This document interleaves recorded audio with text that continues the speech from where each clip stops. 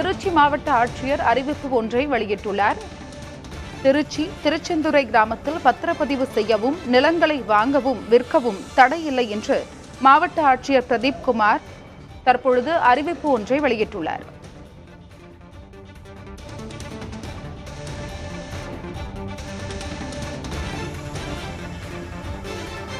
திருச்சி மாவட்ட ஆட்சியர் அறிவிப்பு ஒன்றை வெளியிட்டுள்ளார்.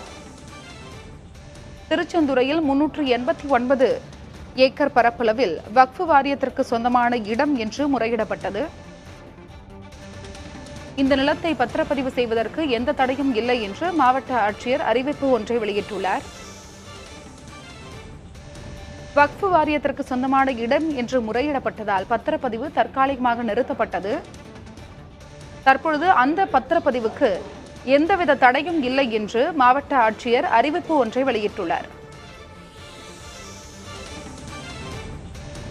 திருச்சி திருச்செந்துறை கிராமத்தில் பத்திரப்பதிவு செய்யவும் நிலங்களை வாங்கவும் விற்கவும் தடையில்லை என்று மாவட்ட ஆட்சியர் பிரதீப் குமார் அறிவிப்பு ஒன்றை வெளியிட்டுள்ளார். அண்மை செய்தியாக பார்த்து வருகிறோம்.